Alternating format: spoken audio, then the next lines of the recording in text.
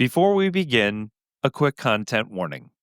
This interview contains discussion of spiritual abuse, narcissistic leadership, and the systemic failures of church institutions to confront harmful behavior. Listener discretion is advised.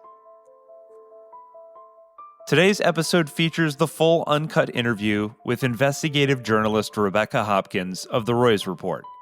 In this conversation, we go deep into her reporting on Alan Scott, from his early days in Scotland through his leadership at Causeway Coast Vineyard in Northern Ireland, and ultimately to his controversial takeover of the historic Anaheim Vineyard.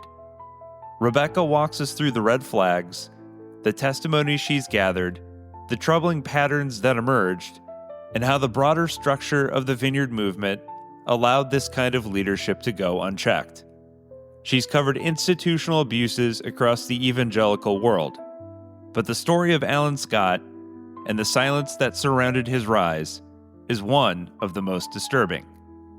This is a conversation about the cost of platforming charisma over character, the damage caused by unchecked spiritual authority, and the voices who refuse to stay silent. Here's my conversation with Rebecca Hopkins.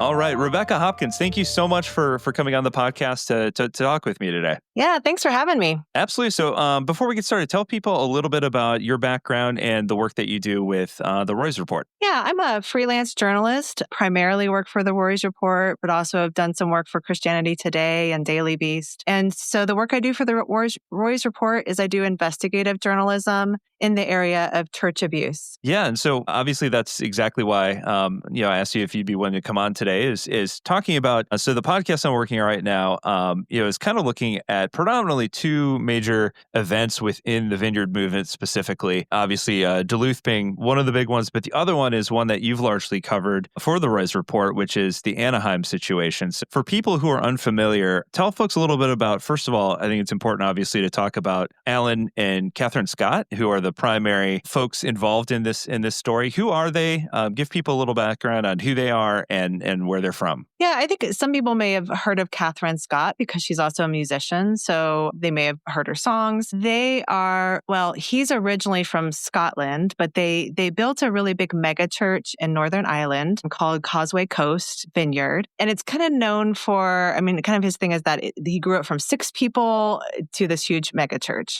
Then they moved to the States a few years ago, got connected with Vineyard Anaheim, maybe under some, suspicious circumstances. That's the flagship church of Vineyard. So that kind of brought him into the American mind. He was pretty well known in Vineyard circles, but then especially in the UK. Yeah, he became kind of infamous in America since he got connected with Vineyard Anaheim. Yeah, the timeline of events is very interesting. There's a lot of publicly available information. And of course, like, as you said, he started this church, this Vineyard church in Northern Ireland and really grew it to quite the, state of flourishing, I guess. And that really gets you noticed within the Vineyard circles. If you can really grow your church and for all intents and purposes, it looks on the outside as if it's thriving and healthy, that really puts you on the map. And to your point, he was sort of being asked to do national conferences and things of that nature. So what brought him from Ireland, though, all the way across the ocean to Anaheim, California? Well, in his words, according to him, God did.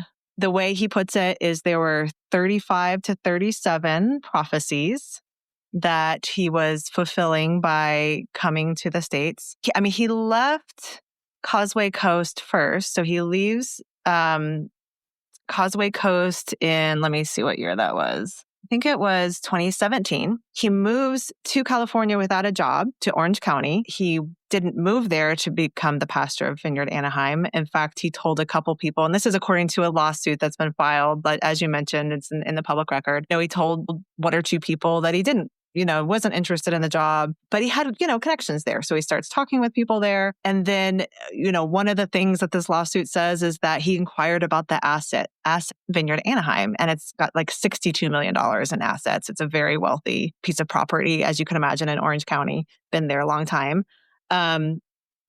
And then at some point in 2018, he starts applying for this job that he had said he didn't want. And in fact, according to the lawsuit, he had told a couple people that he was disenfranchised with the Vineyard movement. Wasn't really interested in getting back involved with them. And then all of a sudden he applies for this job opening, and then other things unfolded from there. Yeah, so talk about that a little bit, because again, in this sort of fight in between the folks who were part of that sort of original generation behind Vineyard Anaheim, and the fact, again, they kind of call it the house that Wimber built. That was his original church, and them leaving the Vineyard, is there are a lot of suggestions that there were some early signs that this may be something, or direction that they were headed, I should say, in the sense that, like, for example, kind of changing the people who were on the board and sort of removing any obstacles that may have been in the way that would have prevented him from being able to ultimately pull them from the movement. Oh, yeah, definitely. I mean, that was what he was kind of doing early on, whether it was staffing or board member. He kind of cleaned house and put people in that were like his culture, was kind of the verbiage. And then, the board members that would back him.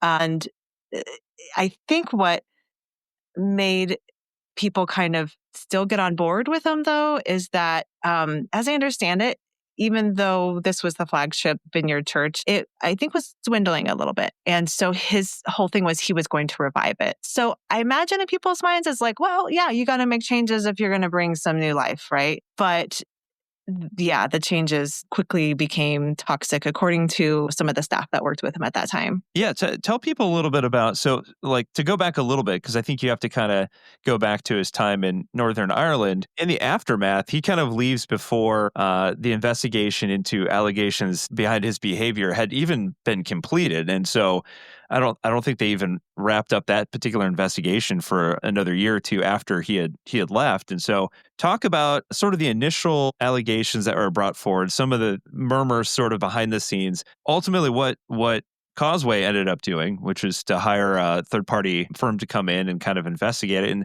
so talk about some of the murmurings behind the scenes, or and then ultimately the allegations, and then ultimately what did Trusted HR, the group that they brought in, determine? Yeah, I find with these leaders that go as far as people like Alan go, just in general, they don't just kind of drop out of the sky and start spiritually abusing people. But it can be interesting because there can be stuff that happened decades ago that at that time might have even been somewhat public, or at least known to that community, that just does not get into the public record. It doesn't follow them to the next place in any kind of transparent way. So, I mean, as early as back in Scotland, and this is in the kind of this original piece that I wrote on this, there were some problems. So he grew up in Scotland. He and his brother got connected with a church that became Vineyard, and his brother ended up pastoring this church. Well, his brother ended up having an inappropriate relationship with a woman in their church. Alan, at this time, I mean, he was kind of in and out. He was going to Bible school, got married during this time, but he was like a lay leader, like a non-professional leader in the church with his brother, which is kind of a common theme for Alan. There's a lot of family, at least in Scotland and Northern Ireland, there's family connections in the churches there. Which, doesn't necessarily mean it's a bad thing, but it can be a little bit hard for accountability. Your brother is not going to really try to turn you in and hold your feet to the fire usually. But anyway, so John has this inappropriate relationship. Alan, as this leader in the church at the time, according to the sources that told me, he is kind of tasked with dealing with the fallout. John does resign, although he continues for decades to come to still preach in Vineyard churches. So I don't know, like he's still preaching. Anyway, and so even from that point, there was some documentation that came out from that showed people weren't happy even with Alan's leadership at the time. They felt like he was manipulative, controlling, really not really trying to be very transparent with this. So he, shortly after that, that's when he moves to Causeway Coast on the heels of this scandal. It's kind of interesting to think about it. I mean, like the narrative is he grew this church from, 6 to, probably thousands. But also there's this part of the story that I'm guessing most people did not know, that he had just come out of this scandal with his brother. And then sure enough, in Causeway Coast, the manipulation, the control continued. a lot of it because of wanting to grow it. And so putting pressure on people to have these really big God stories and maybe not always super true or just, the main point is you have to get out and have these really big conversion stories. Also, he had a very godlike presence and he cultivated that. It wasn't just that, people admired what he had to say and felt like he was wise toward what God would say, but that he was very much like, I know what sin you have in your heart. And God tells me what you say about me in your house. This is what came out of the investigation that Causeway did. And also some sources told me this as well. So and as far as I know, one thing I didn't quite ever get the piece of is why he left Causeway Coast. I mean, yes, God told him apparently, but I mean, was there anything else, right? So I don't know that part. Maybe you're finding that part as you talk to other people, but I think the investigation happened after he moved to California, if I understand it right. Which means he leaves Causeway Coast. He gets to have a narrative where God told him to do this big thing in America, or at least to go to America. But behind the scenes, there's all these people he has hurt there too. Whether they're talking about it to each other, is a little bit unclear. But certainly things weren't just going swimmingly there. There were problems there as well. Yeah, that's something I've definitely noticed in my research as well, is the timing of it seemed very convenient at the very least, where he seems to leave these places as things are starting to get a little hot there and then moves on to a new location where they may not be as familiar with some of the allegations, some of the baggage that perhaps he comes with. And then all of a sudden he finds himself in Anaheim in a leadership position that he claims he didn't want to begin with, until, as the allegations say, that he became aware of the financial standing and the assets, and then sort of takes that position. And then within a couple years, the board members are very different. It's very apparent based on the current staff that he's brought in a lot of his own people, and then makes this shocking move to pull the flagship, church completely out of the Vineyard movement, shocking a ton of people, including John Wimber's own widow, Carol, who was part of that lawsuit. So tell people about how that process went, just in terms of how quickly and sort of quietly it happened. Yeah, I mean, I think it shocked everybody, including staff. So he came in with like, he's gonna grow Vineyard Anaheim. He's gonna kind of save it from its maybe possibly dwindling state, was kind of the narrative, right? So he puts all this pressure on staff. There's some things that are coming out that aren't great either. 2020 happens. This big plan to really grow it is now in question.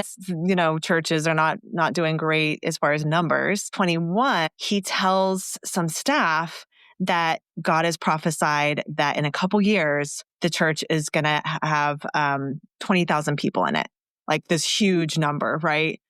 And they're already under a lot of pressure. And that's kind of where some of the toxicity comes. And he's trying to purify it, but in a really weird way and really not great way. And then, early 2022, all of a sudden, he tells, Vineyard USA leaders, we're pulling out. And, the staff is shocked. The Vineyard USA is shocked. There's kind of this implication that the board is on board with him, like his board is on board. But again, he's already kind of pushed out the people that were not the yes people. And so then by a few months later, Carol Wimber and several other founders and former board members sued him and his church, because he changes it. Like he completely leaves. He takes it out of Vineyard Anaheim, calls it dwelling place, and says God told him to do that as well. Now it's curious. Like a couple things I noticed in sort of how these events unfolded is he's sort of, as I mentioned, bringing in some of his own people. And one of the individuals he brings in is a pretty well-known worship leader, Jeremy Riddle. And there's these rumors behind the scenes within the staff of, just in terms of, he clearly has his own vision for how things should look and be perceived by the world. And so he definitely has his own vision for how Anaheim should look and what it would become. And it's almost as if he's modeling it off of, like, for those that don't know, Jeremy Riddle kind of comes out of the Bethel Reading church system. And it's almost as if like Bethel and especially their whole music arm is really sort of like the new generation of Vineyard, what Vineyard was sort of back in the early 90s, early 2000s, where they were the hot, trendy church that had like the best worship music. And now it sort of has kind of ended up in the hands of like Bethel with the Jesus culture and things like that. And so he brings in Jeremy Riddle, somebody who was a worship leader who's written some popular songs under that umbrella. And it's almost as if he's now sort of moved into this space where he's trying to create his version of the next generation of Vineyard. Yeah, I mean, it's so interesting that he brings in Jeremy because, yeah, another famous name in music. And that just has a way of kind of giving validity to what he's doing. This is the new exciting place to be. And yeah, really interesting. And you mentioned about kind of how he's trying to do like, he's definitely creating like a specific culture. But it got weird because, I mean, sure, bring in some great musicians. There's nothing wrong with that, right? Sure, great. But he does this thing where he talks to staff kind of in staff meetings about body types. Yeah. And so I don't know. Like, I don't know what he's thinking at this point. Talk about that though, because it's this very specific, like weird system. I don't know where he gets this from, but it's like, it's based on numbers. Is that right? Yes. Okay. So from what we can tell, just like the materials, the teaching materials, he gets it, it seems, from Jim McNeish. I'm not sure if that's how you say his name, but he's Scottish and he has this like body type system. I think there's 5 numbers. I can't remember, but every body type is associated with a personality. So tall and thin would be something, and then short would be this. And so the body type, according to like staff meetings that we have these recordings of, that he doesn't like he does not want this body type on his staffing, is type 3. So this is somebody that has a larger torso and thin legs. And apparently their personality would be that they're power hungry, difficult to control, just not going to fit in, that kind of thing. And so he kind of works to, according to these sources, he works to push out people who fit that body type. And I mean, it's weird. Oh, and speaking of like other famous musicians, so another person that he has there is Noah DeBolt, who's a drummer, especially like at that time, like he was growing, his influence and reach was really growing. He's a drummer, but his wife apparently is body type 3, according to, Alan. And so they get pushed out. And yeah, it got so weird. There's this one quote from one of the staff meetings that we got the recording of that he talks about that type 3 are the ones who sow the seeds of demise. So I don't know. In the world. Yeah. Yeah, it's very strange, and it's interesting, what you just referenced. There are a lot of audio recordings of staff meetings. So it's not even just, hearsay or, third party, recounting stuff that had happened in meetings. There are recordings of these meetings that are out there that you can hear. And to your point, a couple of former staff members have gone on record. There's stuff on YouTube out there where they've recounted these very things happening. It seems like Jeremy Riddle also very much on board, because he's captured in these audio recordings as well. Yeah, exactly. So talk about just kind of where they're at now. So the last thing that, my understanding is that initially, because one of the important things that we've kind of covered in an earlier episode that'll come out before this one is sort of talking about the way that the vineyard is structured. And one of the big things that they kind of lean into is this idea that the local churches have autonomy. And so you have a national structure, but the local churches have a lot of individual power to kind of do their own thing to some extent. And we kind of dive into that a little bit. But ultimately, this idea of autonomy is what Alan Scott's able to use to pull the church out of the vineyard. And ultimately, that's what initially the courts say, well, we kind of have to stay out of this because of the fact that you have this baked into your structure that they're allowed to do that. Yeah. So it's interesting because, when he took Vineyard Anaheim out of Vineyard, changed the name to Dwelling Place, the communications that he had with Vineyard USA were starting to kind of reveal how he deals with problems. And so then some of that now becomes public. And what it did is it brought forward some of these staffers that had these really bad experiences with him from both Vineyard Anaheim and also from Causeway Coast. But then now where do they go? Because you're right. Like, so now he's pulled it out of the movement. The movement was already pretty loose and not really super high on like top-down accountability, coming into a local church, telling them what to do. However, where this also kind of intersects with kind of recent history, Vineyard history, is that during this time, Vineyard was doing a guidepost solution assessment of their structure and their problems. And so there was kind of a way they could report some of their concerns. Not that Vineyard USA, especially at this point, could really truly do anything about it, but at least there would be a way for them to be heard, and then also for them to possibly be in some kind of report, which just helps other people. At the very least, it warns other people, or it warns the current congregants. And so that basically kind of stirred up, gave some momentum to people to start speaking up. And that's when they also came to the Royce Report and helped with our investigation as well, and were sources for that. But I mean, kind of this lingering question is there accountability for him? I mean, even in Dwelling Place, there was a time when they said, sure, we'll investigate. But the attorney that they hired to investigate these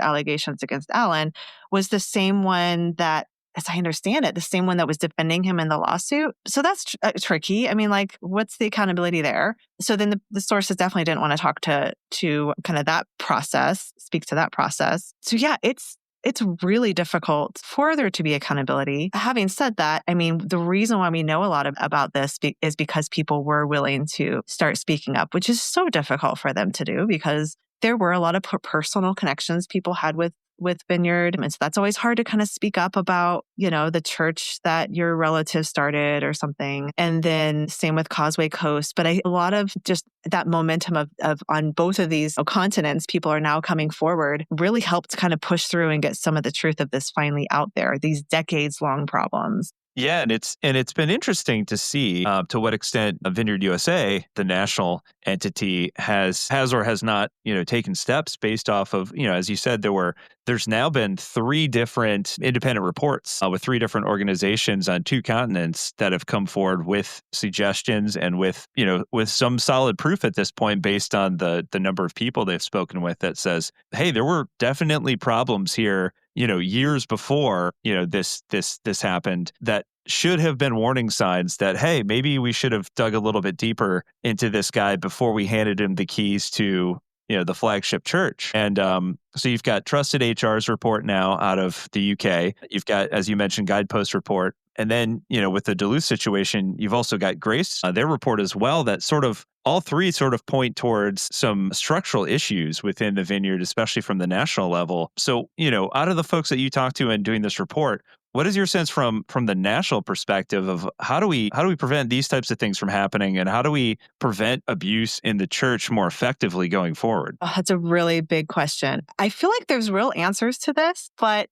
it's like there's not enough solutions or people aren't taking them because it keeps happening. But one of the very early things that kind of on the national level in Scotland, in the UK, when there was somebody from the Scottish church, again, this is the one before Causeway Coast in the timeline, John Scott's church, Vineyard Church, a member of that church had written a letter talking about Alan, how he dealt with this whole thing, asking for help to a person who was in that UK Vineyard level, like on the national level. And the person didn't respond to the letter, but came for a meeting at this church in Scotland. And according to my sources, said to the people, you need to just follow leadership right now. Like, stop complaining. You need to just get on board. And I mean, if that person had a protocol and followed it for responding to allegations of control, manipulation, any kind of abuse of power,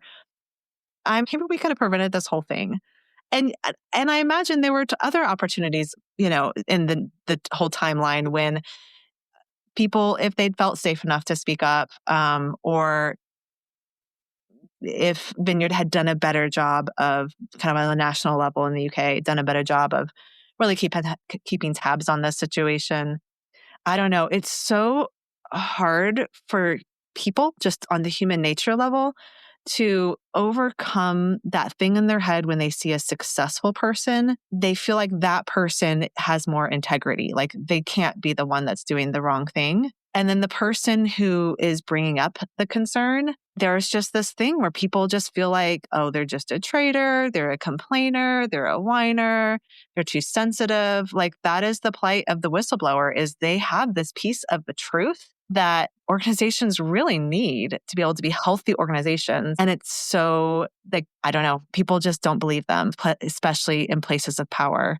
I just feel like there should be protocol to help them get over that, like get over that hump of, I don't want to believe this person, where you say, I don't know if I believe this person or not, but at least we need to put them in some kind of process for there to be some kind of external way to investigate. There's just too much at stake, and churches need to do better. And even with, I just don't feel like it's a really valid excuse to have this whole like, well, we really leave it up to the local churches to police themselves or whatever. I just feel like there's more we can do. And so much of the time, people are looking for somebody outside that system to hear them. And I just feel like there's things they can do. Because at the very least, don't platform that person. Don't move that person around. Don't let them speak in conferences. There's things I just feel like there's always things you can do to stop and prevent abuse. The best piece of financial advice I've ever received is to pay yourself first. That's why now with every paycheck I receive, I start by putting a little bit away for those rainy days. Today's episode is sponsored by Acorns. Acorns is a financial wellness app that makes it easy to start saving and investing for your future. Acorns lets you get started with the spare money you've got right now, even if all you've got is spare change. You don't need to be an expert. Acorns recommends a diversified portfolio that can help you weather all of the market's ups and downs. Using Acorns, before I knew it, I had a couple $1,000s in a little nest egg account. Sign up now and join the over 14 million all-time customers who have already saved and invested over $25 billion with Acorns. Head to acorns.com/darkparanormal or download the Acorns app to get started. Paid non-client endorsement. Compensation provides incentive to positively promote Acorns. Tier 1 compensation provided. Investing involves risk. Acorns Advisors LLC, an SEC-registered investment advisor. View important disclosures at acorns.com/darkparanormal. Yeah, absolutely. And it definitely feels like the national part of the entire structure sort of like leans into the autonomy when it's convenient, where they're like, well, that's a local issue. We'll let them handle it. And they're kind of hands off until it blows up sort of in their faces. And then they're forced to deal with it like, oh gosh. So a lot of similarities, a lot of parallels between Anaheim and the Scotts and the Gatlins. I know you didn't cover that story necessarily, but the Gatlins and Duluth, again, very, very much platformed based on the fact that they were hitting certain metrics that are very desirable within the vineyard, predominantly, the fact that they also grew this church from very, very small to this huge, seemingly successful church, had very kind of harsh expectations and had a lot of the same accusations of like spiritual abuse and manipulation and very heavy-handed spiritually loaded language that they would use to justify what they were doing. And again, you're right. There was at that time, at least, no legitimate reporting system, because I think you put it out earlier too, and this is absolutely correct and very similar in this situation too, between the John Scott situation and Allen. And how do you put a person in a situation where they are expected to make decisions based off of allegations or accusations against a family member? Well, same thing with the Gatlins. When somebody would complain about Brenda, the person that they had to report that to was Michael, her husband. And so there are these inherent conflicts of interest and probably some major nepotism issues within the structure. Yeah, exactly. It makes it just so frustratingly impossible to be heard and believed and have there be any kind of change. And it's really heartbreaking because the people who are hurt are usually some of the most dedicated staffers. Like they're the ones, like one of my sources was this woman who was the college pastor. And during the pressure of like, we have to grow, he was telling her she needed to go convert 3 people an hour before she could be done with her work day. These salvation quotas. I mean, just really icky. And so like she told this story of being in Walmart late at night and just like crying from the stress of trying to find enough people that would stop their grocery shopping at that time to say a salvation prayer. And what is that even doing anyway? Like that's not, a good discipleship model, but it's heartbreaking. It's just so hard and frustrating to see. Absolutely. So I've got a couple questions for you, and these might be some hard questions. So I if you can't answer, or legitimately don't know the answer, that's completely fine. I completely understand. But I have to ask. I have to do my duty. So when it comes to the Roy's report, one of the things specifically that came up about the Roy's report in particular, I had a source who was one of the early reporters on the Duluth side of things. And he made a detailed report to multiple levels of senior leadership at the Vineyard National level, almost 11 years ago now. And at the time also sent a bunch of internal sort of information and materials to Julie Royce and said, hey, this might be a good thing to report on. So maybe the way to answer this question is, how do you guys what process is in place to decide what sort of things to cover and what sort of things maybe not? Yeah, that's a good question. And actually, one of my roles at the Roy's Report right now is that I check the inbox, basically where people send tips, and I gather the initial information, vet, is there enough sourcing, that kind of thing. And then I pass that on to Julie, who then makes the decision whether we can investigate. And so I know my part of it. I'm not sure all the things that kind of go into her thinking, but I can certainly share, what I'm looking for. And some of this is just it's journalism. It's the limits of journalism. So what our standard is we need some on-the-record sources. We get a lot of anonymous tips. They're great. They give us some good information. They kind of help us to be watching for things. Sometimes they kind of validate. If we get several tips on one church, we're like, okay, you're on our radar now, Even if those people aren't ready to go on the record, it really helps us to kind of watch for things. And we do, for sexual abuse victims, they can be anonymous. That's pretty standard across the board for journalism. But yeah, the Roy's Report, we require everybody else to be named on the record sources. And so that can be really difficult for people. And so that's kind of the first thing I'm looking for is, are you ready for this? Is this what you're willing to do? Are there multiple sources? We need more than one source for investigative pieces, bigger pieces. Some documentation is really great. And there's also kind of newsworthy parts where I don't know, that can be a lot of different things. There can be some really unique aspect that we're like, okay, that's pretty different. Let's really kind of consider that one because it's pretty different. If it's, a famous person, that's one that most journalists are going to try to cover. But also the Roy's Report does a lot of investigating of churches you've never heard of because it's just what we do. But yeah, I would say the sourcing is really important. And then is there an available journalist at that time? And there can be some hard realities of there can be just some intense times when we're doing so much breaking news or these other investigations we've already been on.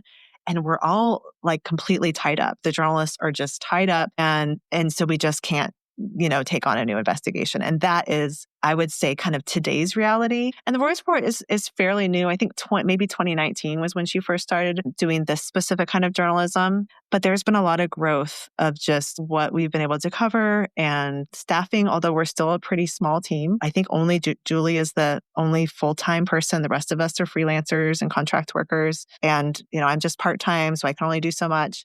But yeah, I would say if there's a group out there that's we want to expose this, we want to go to a journalist, figure out how many numbers you have for going on the record, get your documentation ready, get kind of a quick summary. Journalists are very busy. So if you can have a 1 to 2 paragraph summary that a journalist can very quickly look through, that really helps figure out the biggest concern or the core concern. We like to see what you've tried, how else you've tried to report the situation. So yeah, if you've brought it to the very top leadership and they've mishandled it and you've got documentation of that, that is gold. That is so helpful. So yeah, those are the kind of things we're looking for. It's tricky because there can be complicity in these situations. And so I feel like that's probably been maybe even underreported. I mean, a lot of times it's easy to kind of eventually find, the bad guy, right?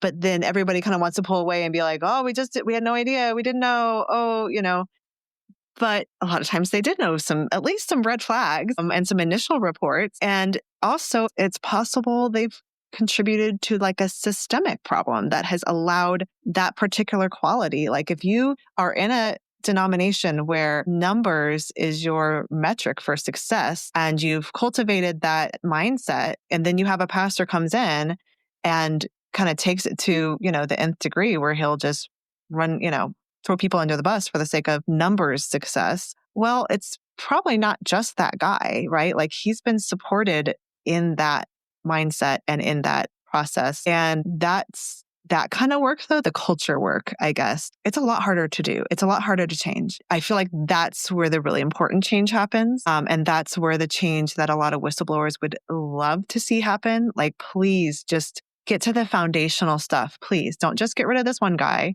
but get to the foundational stuff, I think is what they're just like craving to see. But it is so hard to happen because people just want to protect themselves. They want to protect, the reputation of the organization. They find all these different ways, like attorney-client privilege, to hide how they handled things instead of really being transparent about how they handled every step of the way. And then, like I said, journalists are like, we're pretty overwhelmed. And so we're kind of this like outside way, to look into these things. And we'll have stories come across our desk where I'm like, man, I can see how people have tried everything, every internal way to report this, and it has failed, and they have nowhere else to go. And I know that we're not going to be able to get to all these stories. And it's so frustrating because of course, they cannot get the system to correct itself because the system is complicit. And it just takes so much work for the system to actually take the time to change. Yeah, absolutely. And unfortunately, in today's day and age, it seems almost like it takes, an article by like a Roy's Report, or it takes like a podcast, like mine to put things out there in such a public way that it almost forces the system to, for one reason or another, whether it's PR damage control on their part or if they are legitimately making efforts to improve. But it sort of feels like it takes something like that to kind of force you the type of systemic change that needs to happen to stop these things from occurring in the future. Yeah, exactly. And, I think there's a lot of things you can do to prevent abuse. And I think there have been some good changes, like background checks have become more common. So that's good. Just more awareness of what narcissism is, what abuse is, what domestic violence is. Culturally across the board in Western culture, we've learned a lot over the last few decades.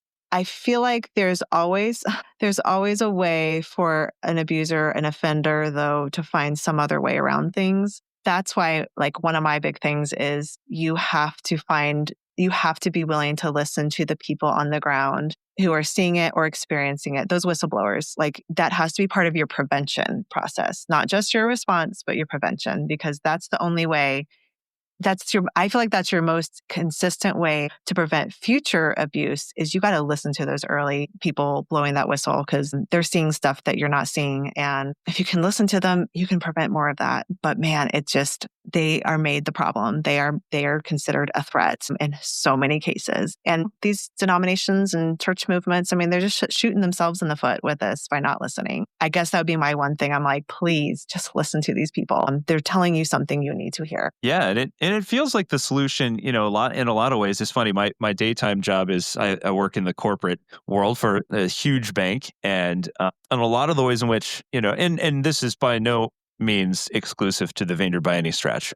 I think we see this in a lot of different evangelical movements, especially in Western Christianity, but very much operates like a corporation or like a business that's selling a product. And when you operate in such a way, you also have to have certain things in place to prevent abuse from happening. And so if you're going to operate like a corporation, you need to have an HR department, and you need to have nepotism laws in place to prevent, conflicts of interest. And you need to have those things. And it feels like, okay, this seems like the solution is very easy. It's like, okay, you have a national office, hire some HR people, and have a number. Like if something went awry in my company, tomorrow, I know that I have an HR confidential reporting line that I can call, who will get back with me very quickly and help advise me in the situation and help make sure that there's no conflicts of interest in the sense of like the way that we solve for that problem. Investigations always take place, victims, or alleged victims are always listened to.